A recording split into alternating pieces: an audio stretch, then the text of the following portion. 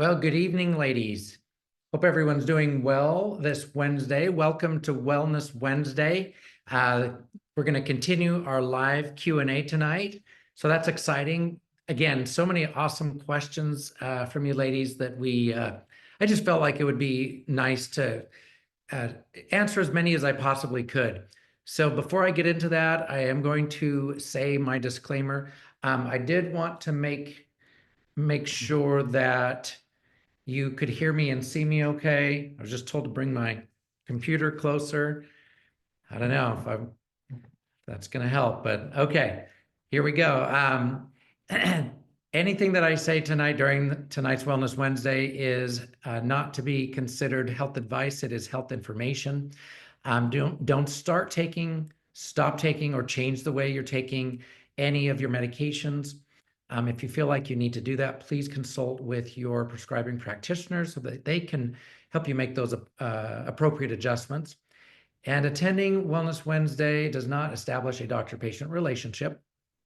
So here we go. I've got even more questions after you guys were able to watch the bonus sessions, and I wanted to start out with just a few of those questions. I'm just gonna go. We're just gonna fly through these questions rapid fire. All right. So Michelle asks, also with the order of eating, would beans and lentils fall under one as a vegetable since it is fiber? Actually, beans and lentils, they do have fiber, but they have a lot of carbs. So they are mostly, I would consider them in the category of starchy foods. So those you would still want to eat last. And Gayla asks, can we eat dates in moderation? I have a midday snack of 3 Brazil nuts and a couple of dates. I love it so much. You know, it just depends on what your goals are. If your goal is releasing weight, dates are not going to be helpful because they will raise your blood sugar, raise your insulin, cause you to store more fat. So if you notice that you're not moving the needle with your weight, then these are the kinds of things you just have to think through. Like, is what you're eating going to, if it's fruit, if it's a carbohydrate, is it going to raise your blood sugar and therefore your insulin levels? Better yet, if you've been doing this and you still haven't been able to lose weight, then please try to put those two together. All right. Brenda asks, I'm wondering about Botox for migraines. Referring to another gal, I'm not going to say her name. So far, it's the only thing that's helping my migraines. I'm hoping to drastically eliminate simple sugars to see if this helps. Interestingly, yeah, I mean, when doctors treat headaches, how often do they actually ask you what you're eating? Because headaches can be and are a lot of the time related to what you're eating.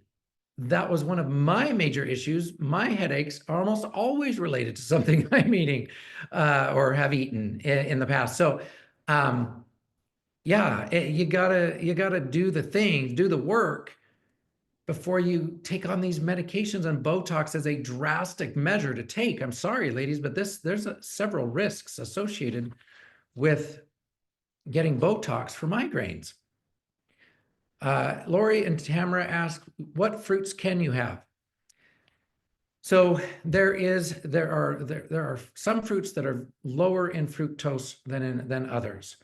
And it's the fructose content that you want to make sure you're being careful about. Because if you have a weight problem, you probably need to stay at under 10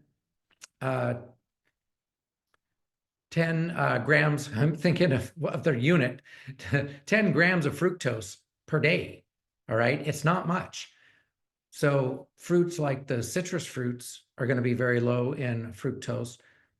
Most berries are actually lower in fructose. You start to get into the, grapes and mangoes, and those are going to be higher in fructose. Those are not going to be good. They're delicious, but they're not good for your weight loss journey. Apples kind of vary depending on what kind of apples you're eating. Bananas, half a banana is probably all you should eat it per serving, per sitting.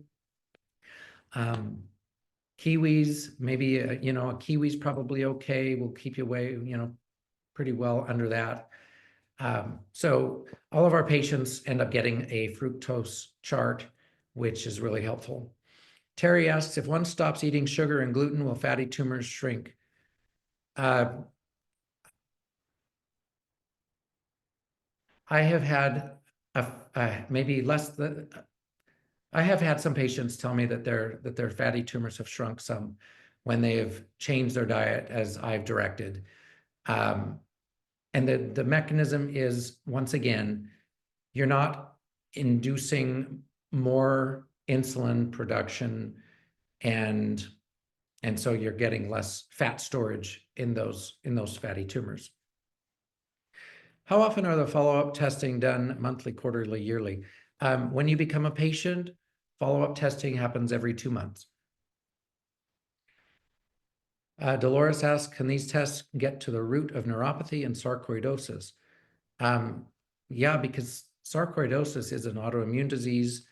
And when we find the triggers going through these tests, we absolutely know what's triggering the autoimmunity, the immune system, to attack the tissues that are affected by, like, the sarcoidosis. So neuropathy, yes, as well. We help people reverse their neuropathy all the time. That's something that happens frequently. So yes. Heather asks, can impact your gallbladder to lose weight too quickly? I'm not sure what that means.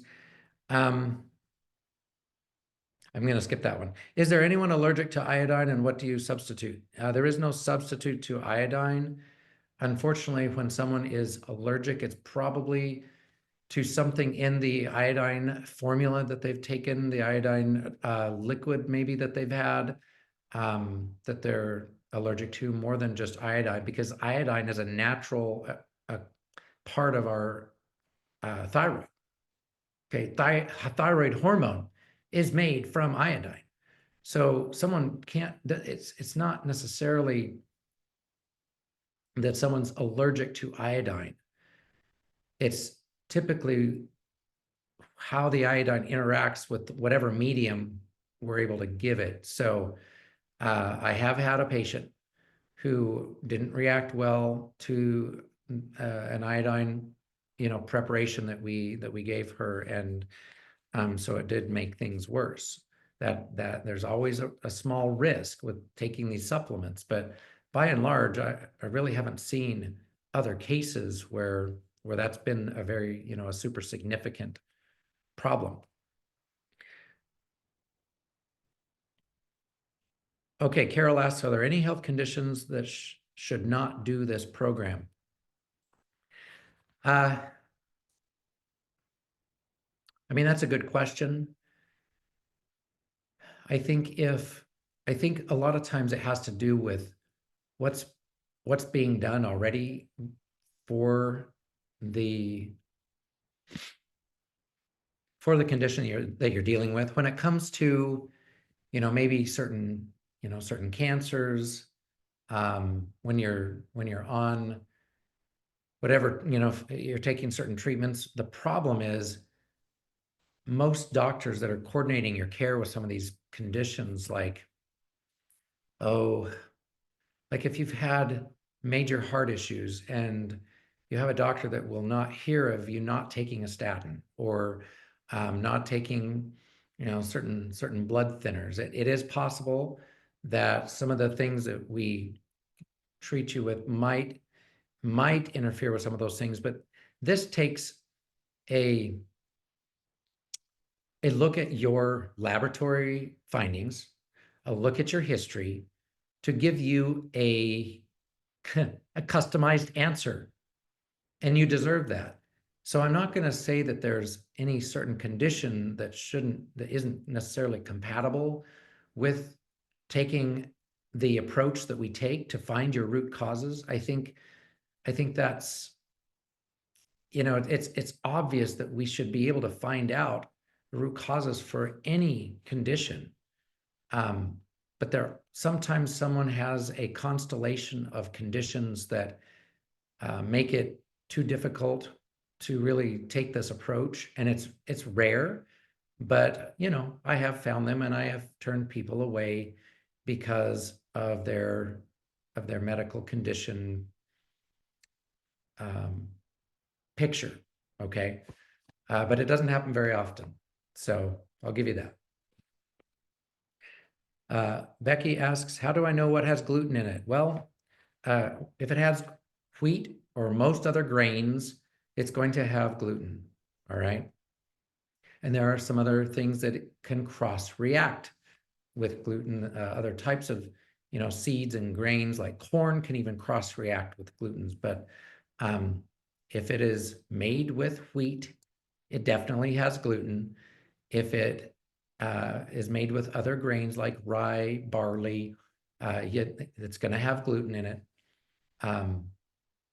Yep, even sourdough bread has gluten in it. Okay. It's not quite all, you can't ferment out all, the gluten. Ruth asks, is it okay to eat fish for amino acids? It is absolutely okay. If you're asking in terms of, is that the only thing you can get if that's the only thing you're willing to eat to get your amino acids, I think that's going to be difficult. When you need amino acids 3 meals a day, okay, that's going to make it difficult. Are you willing to eat fish 3 times a day, all day, every day? So it's a good question. Maybe throwing back the question on you, Ruth. That was Ruth. Darlene asks, how long will it take to not have foggy brain and can't do things? I don't know, but most of our patients start having results sometimes within weeks to just a couple months. So it may not take that long. Miriam asks, how often do I need to see the doctor? Well, I make sure that you're seeing, you get set up with your coach and provider where you'll have weekly visits at first, and then depending on the plan that you need, anywhere from every couple of weeks to every month for, at least 5 months total, sometimes longer, up to 11 months. Deborah asks, how common are gluten sensitivities? Very common. In fact, it's actually looking like, and I mentioned this in the food video, it's thought that maybe even 100% of us, 100% of humans have issues with with gluten in its current state. Okay, with it being hybridized grains that are giving us this gluten. Okay. Jamie asks, could a rhinoplasty silicone implant cause an inflammation response in my body like breast silicone implants do? The answer is yes. Depends on how long it's in there, though. Kimberly asks, could NovaSure procedure cause an autoimmune disease? Anything foreign can cause an autoimmune disease because your immune system, it really depends on what it ends up seeing and determining as abnormal, unusual looking. Tanya asks, is BP also connected to thyroid? My blood pressure is never controlled totally. Yes, because when thyroid hormone can affect every cell in the body, including your blood vessel, the intima, the lining of your blood vessels. These are affected by thyroid hormone as well. And when they don't function properly, when your blood vessels don't function properly to maintain their elasticity, then absolutely, thyroid can have an impact on blood pressure. Penny asks, how do you prevent the imbalance in blood sugar?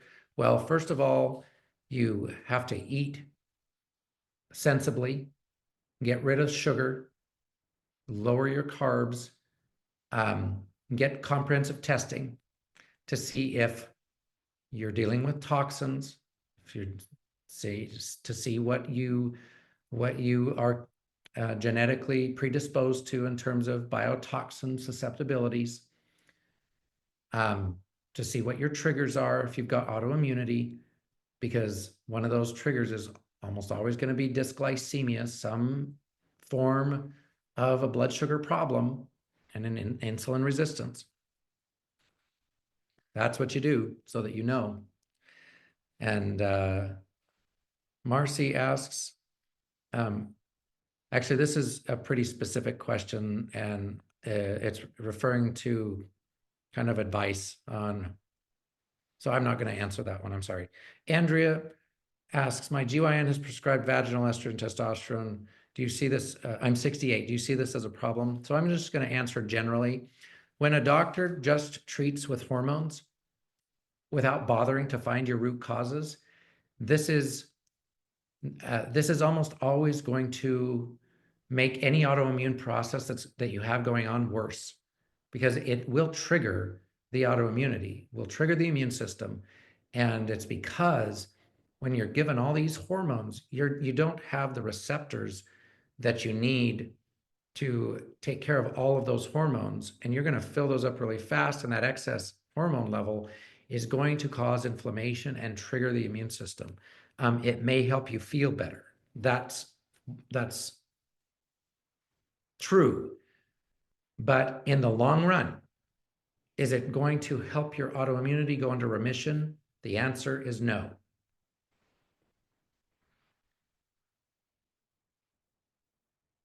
Barbara asks, is HRT interfering with thyroid function?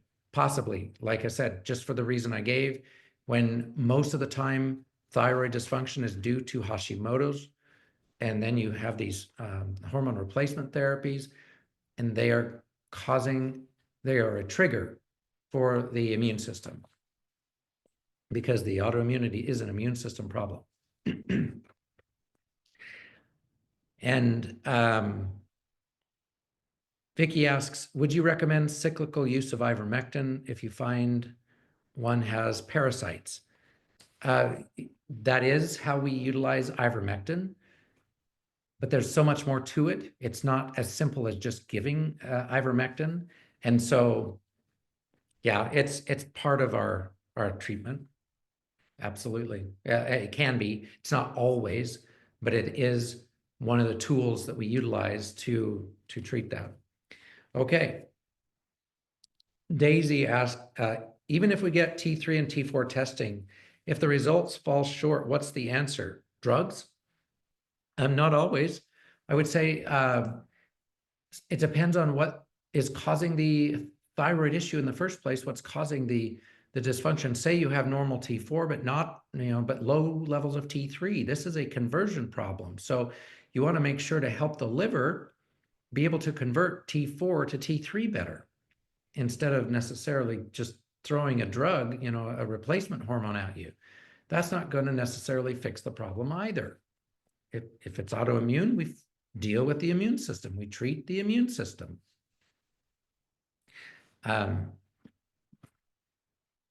So Patricia asked, if I have all the tests done as listed after session 3, will you assist in analyzing my results?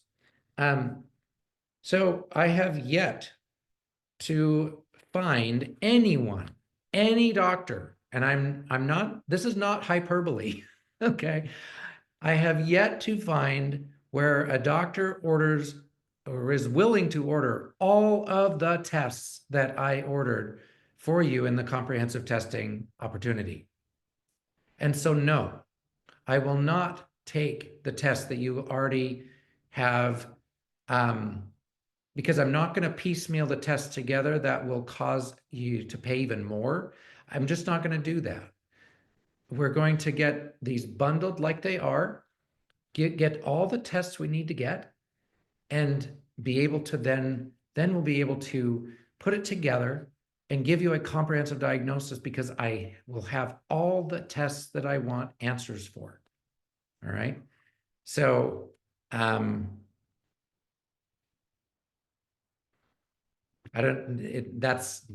how I have to operate. It's much too tedious if we do it any other way. And I don't have time for tedious. Okay. I have time to do what I do and to help in order to help as many people as I can. That's my objective. That's my mission. Okay. Let's see. Nikki asks, and this may be my good friend and patient Nikki. I am exposed to mold daily. Everywhere I've lived has had mold, in some places worse than others. Mold is what triggered my chronic inflammatory. I'm actually can't read that. I'm not sure what that says. And Hashimoto's disease 8 years ago, but since I can't get away from it and it's everywhere, I don't think trying to treat it is going to do anything. Okay, this may be another Nikki.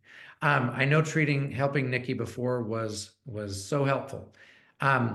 If it will help, because if you are able to do a really intensive, good detox process and then come back maybe every year, come back and do a detox, right, for mold.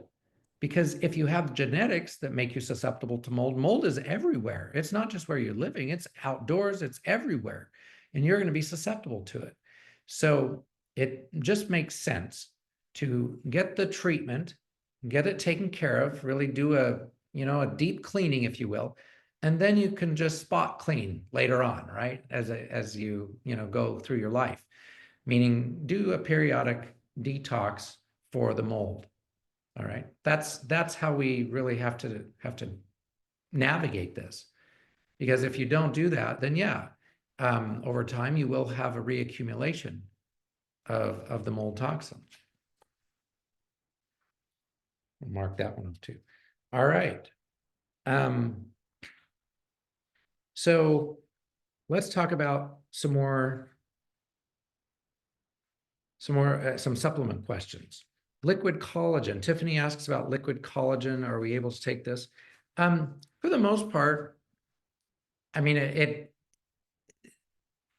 try not to get too hung up on, well, collagen is going to help my collagen. Because what happens is you take this collagen protein, any sort of supplement, whether it's liquid, whether it's powder, your body's going to break it down. You're going to digest it. Your stomach's going to digest it into the amino acids. Your body then has to be healthy enough to then form the collagen again, okay, in the tissues. So you're going to absorb the amino acids. You're going to then, those amino acids are going to then go to your body, and you're going to have to put that collagen back together. So I hope that makes sense. It doesn't matter if you're going to take collagen or bone broth or, eating protein, eating the right amount of protein is going to be just as important as, or just as good as taking some collagen. It's really not any more beneficial to take collagen powder than to eat enough protein and be able to digest that versus digesting the collagen. It's really about the same thing.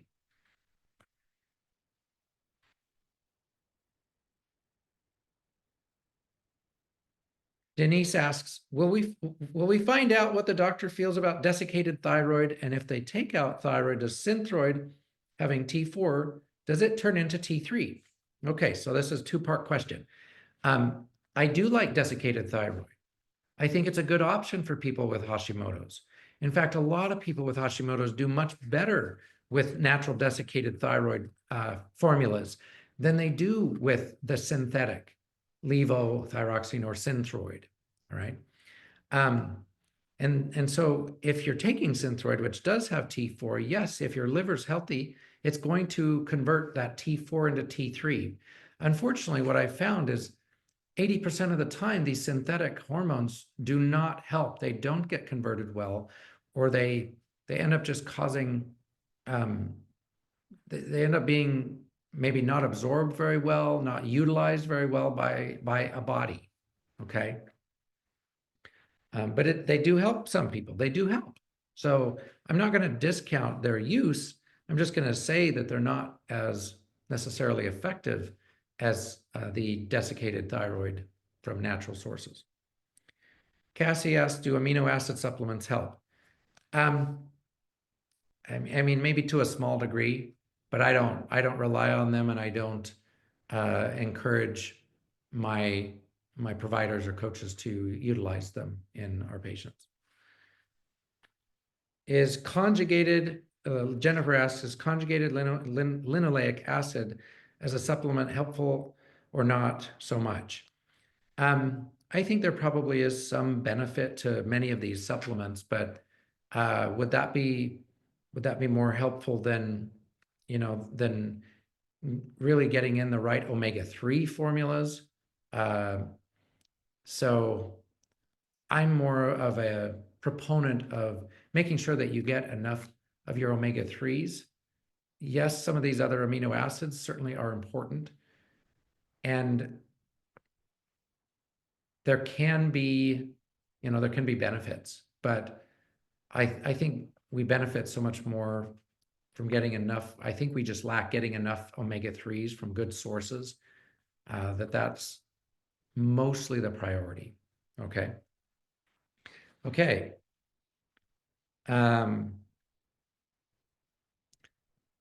Another question about ivermectin. Catherine asks ivermectin, and I think she meant to say fenbendazole.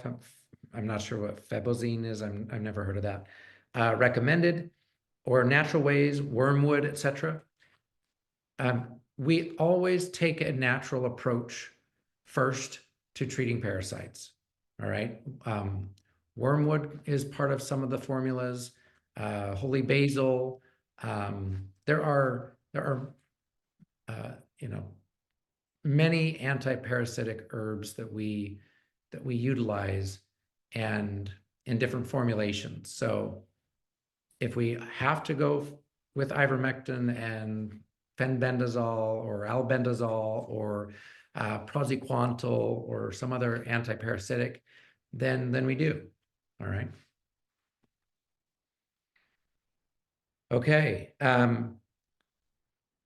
Susan asks, been taking Synthroid for years and doctor bump up the dosage. Isn't there another test I can take to make sure I really need the Synthroid?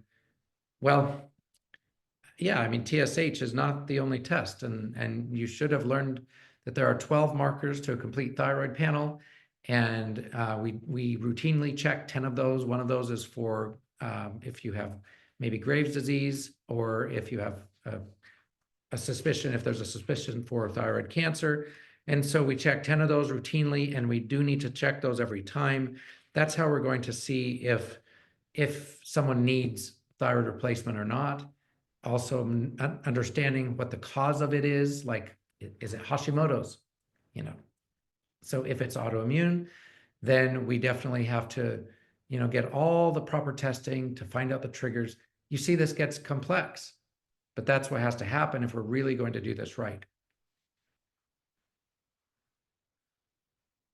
And Diane asks, how does taking bioidentical hormone replacement therapy affect the testing, considering it since my levels recently tested are all very low, postmenopausal? All I need to know, if you take these things, is that you take them or not. When you list it on your, on your forms, I know how to interpret the testing based on whether you are taking these hormones or not. That's the simplest answer. Yes, it is going to affect your testing, your saliva testing. Even if I have you stop it a week before, there's still going to be some residual hormone in your body, in your system, especially in the saliva test, from what you've been taking over time. It's just that taking those hormones at the time of doing the test can interfere with the actual test itself. It may not make it so accurate. I would still say, I mean, if they didn't tell us to have people stop the hormone therapy to do the saliva test, then I would say keep taking it. But they're the ones in charge of those tests.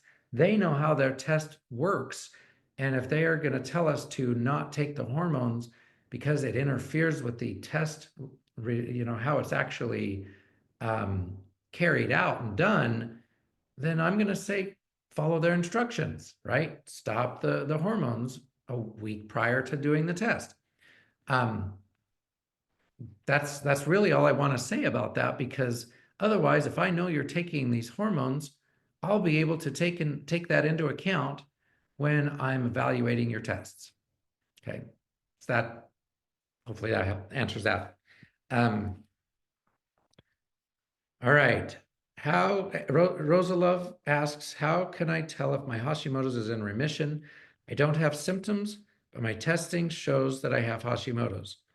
Well, if you don't have symptoms at all, then there's a good chance that yes, it is in remission.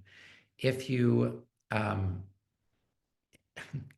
if you don't think you have symptoms, but then kind of try to think back to how you used to feel. Do you feel the same as you did before?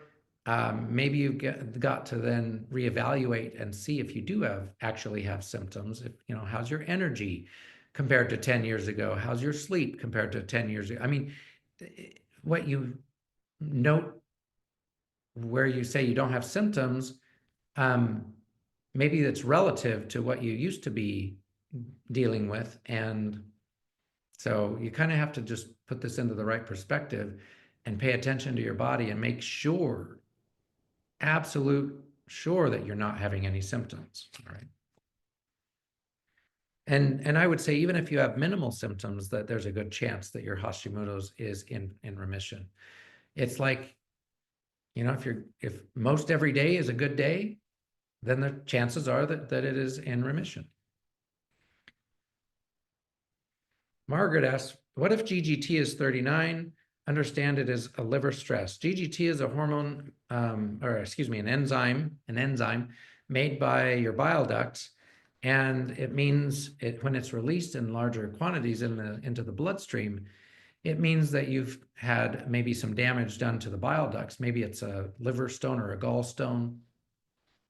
And that does ultimately stress the liver if it backs things up.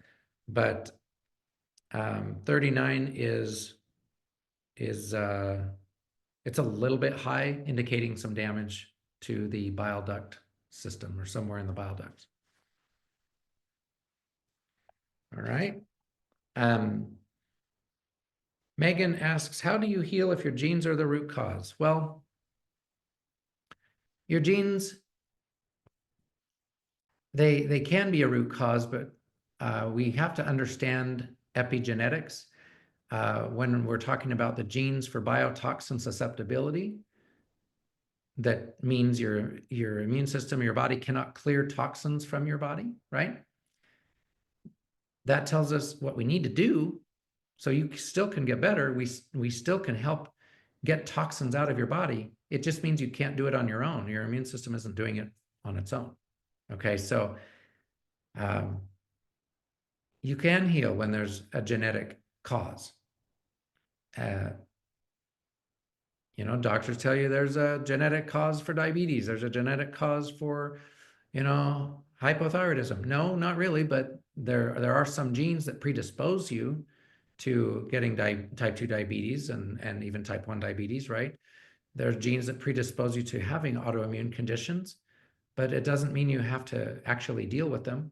We can still find the root causes and treat those, because it's more than just genetics. Epigenetics is the study of what in the environment affects the genes to turn them on or off.